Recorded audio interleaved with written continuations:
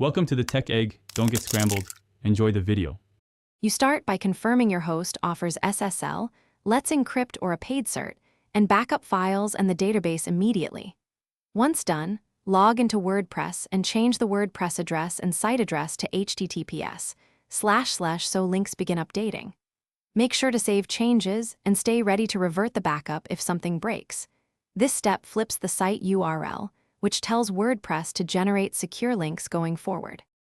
Next, implement a 301 redirect from HTTP to HTTPS so search engines and visitors are routed correctly. Add rules in htaccess or use a plugin that handles redirects.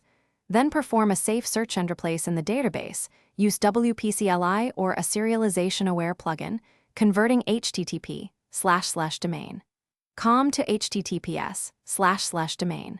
COM to fix links and media. Also, finish by clearing every cache, your WP cache plugin, CDN cache, and browser cache, then test pages across devices. Use the browser console to spot mixed content warnings and replace any remaining HTTP assets. Make sure cookies and external APIs permit HTTPS. If something goes wrong, restore the backup and rerun the search and replace carefully, or contact your host to verify the certificate and server config. That single troubleshooting step often resolves issues quickly and gets your padlock back.